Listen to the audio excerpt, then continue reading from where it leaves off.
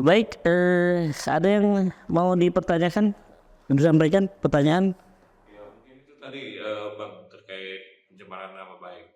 Saya beberapa kali ketemu yang kayak itu kan. Maksudnya itu ngadu ke kita sebagai orang media ngadu ke kita. Ini saya gini. Nah artinya dalam konteks itu kan korban itu belum terlalu paham teknisnya itu kayak mana. Dari hulu sampai hilirnya itu tidak paham masyarakat itu. Nah itu kedepannya akan gimana, atau akan ada sosialisasi atau ada nanti ke depan ada kerjasama dengan Kominfo misalnya gitu Bang. Tanggapannya gimana Bang?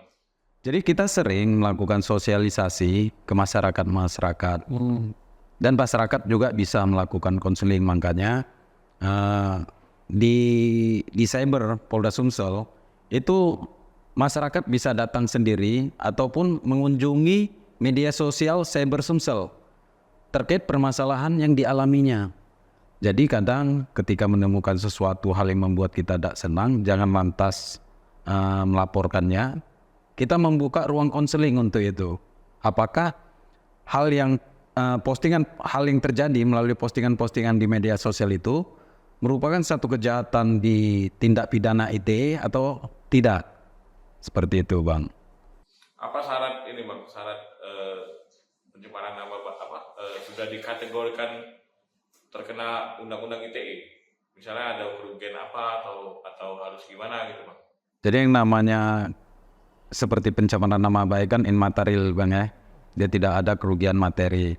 Tapi nama baik itu tidak bisa diukur dengan materi. Nah, salah satu kategori yang bisa dikatakan itu merupakan tindak pidana ITE ketika dia diposting dan disebarkan sehingga bisa diketahui oleh umum. Atau kalau kita mudah mencernanya, kalau kita melalui Facebook itu, bola dunia itu tanda bukti bahwa itu bisa diketahui oleh umum. Kalau hanya pertemanan saja, umpamanya abang punya grup nih, grup kantor, mungkin melakukan obrolan yang mungkin menyakitkan orang lain, itu tidak masuk dalam konteksnya ITE. Nah, ini juga terkait. Di Polda Sumsel itu kan pasti ada beberapa kasus yang sudah ditanganin ya. Nah, kasus apa Pak? Itu Pak yang besar, kasus besar apa yang sudah ditangani Polda terkait kejahatan cyber ini? Kita yang paling sering kita mengungkap kasus itu di kasus-kasus penipuan Bang, sama asusila. Asusila ya. Nah. Bentuk asusila di cyber seperti apa? Jadi gini, di pasal 27 ayat 1 Undang-Undang ITE itu, orang ada menyebarkan konten-konten berbau asusila. Pornografi maksudnya? Pornografi.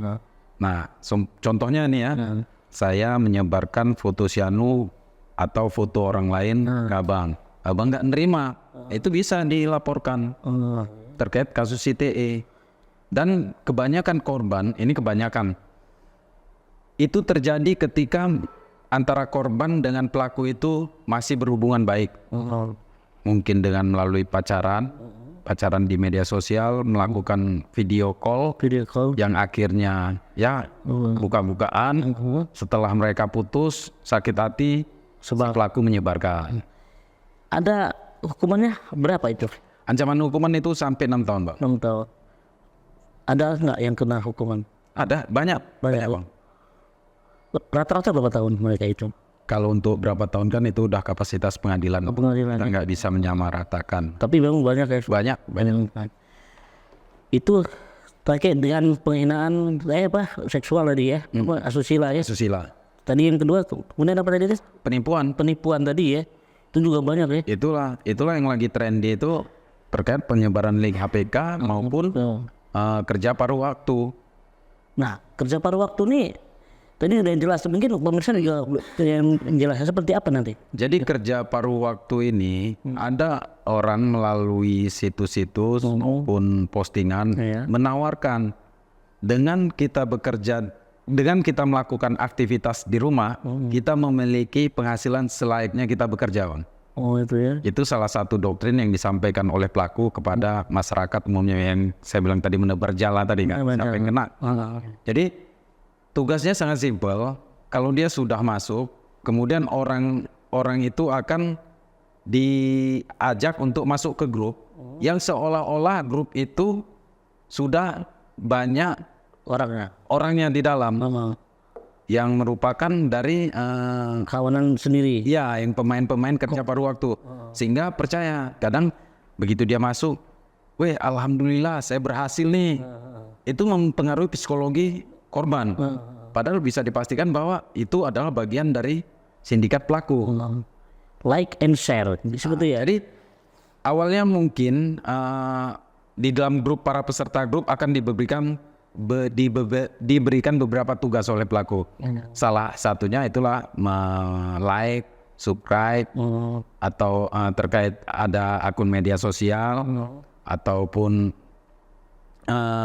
paket misi yang dipilih oleh korban apa gitu Pak. Jadi contohnya gini, dengan kita mendeposit 100.000, tugas kita hanya diberikan untuk like salah satu akun media sosial, atau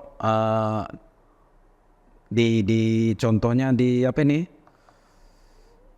di marketplace. Marketplace. Beberapa marketplace kita hanya diberi tugas untuk like, kemudian screenshot dan mengirimkan hasil kerjaan kita itu ke pelaku. Dengan cara itu, kelipatan dari uang 100.000 itu kita akan mendapatkan 20.000. Secara psikologi kita akan mudah sekali nih. Bagaimana kalau aku ngirimkan 1 juta? Berarti dengan like sekali aku dapatkan 200.000. Kita berpikir seperti itu.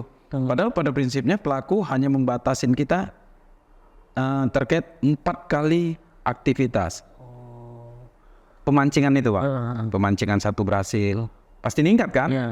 Sifat dasarnya kan mendapatkan keuntungan yang sebesar-besarnya. 2-3 kali, sampailah mungkin di taraf yang keempat. Yang keempat mungkin modal yang kita tanamkan udah sekitar 10 juta. Dengan harapan sekali klik 2 juta. Wah, enak sekali gitu kan. Nah di taraf, di level seperti itu, pelaku sudah memainkan perannya. Ketika kita mau melihat keuntungan kita, dia ngomong Anda terlambat lah, atau apa masalah-masalah lain yang membuat kita itu jadi salah terkait tugas itu tidak bisa kita selesaikan tepat waktu. Lantas kita berpikir kan, jadi gimana untuk itu? Yuk Anda harus mengirimkan lagi uang deposit lagi sebesar contohnya 20 juta. Oke, kita ngirimkan 20 juta. Kita sudah mentotal kan, berarti duit aku di situ ada 30 juta.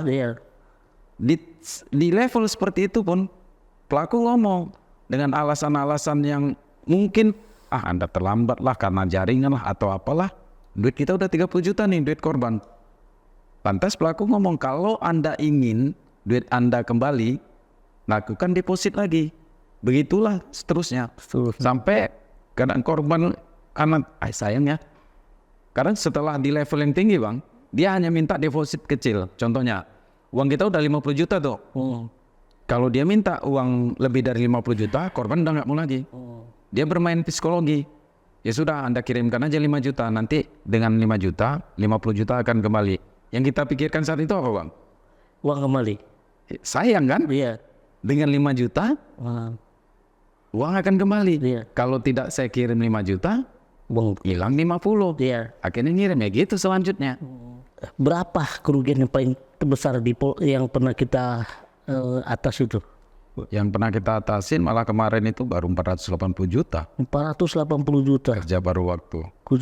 Besar sekali. Itu bagaimana dia? Harus jual tanah dan rumah berarti? Ya itulah, dia bermain psikologi. Mencari duit yang tercepat. Kadang kan jumlah kerugian yang besar dilihat orang kan karena kemampuan juga ya. Ketika Abang dinilai masyarakat, ini sepertinya ada materi deh. Ketika Abang meminjam uang mungkin 50 juta, menjanjikan besok aku bayar, ya akan mudah mendapatkan itu. Oke, terima kasih Pak Ibtu Abdul Khair. Banyak sekali informasi yang kita terima terkait kejahatan cyber ini. Mungkin ada yang bisa ditambahkan Pak? Terima kasih Bang Rahmat. Mungkin dalam kesempatan ini kami hanya ingin menyampaikan kepada masyarakat, memberikan edukasi kepada masyarakat bahwa kejahatan cyber sekarang ini sangat bervariasi, terus berubah. Jadi kita kadang kejahatan cyber itu mendahului kemampuan kita. Jadi harapan kita kepada masyarakat dalam bermedia sosial Yang pertama adalah bijak dalam bermedia sosial, Mhm. pahami etika bermedia sosial, dan yang terakhir berhati-hatilah dalam bermedia sosial. Oke, terima kasih. Kami tutup dengan Assalamualaikum warahmatullahi wabarakatuh. Waalaikumsalam warahmatullahi wabarakatuh.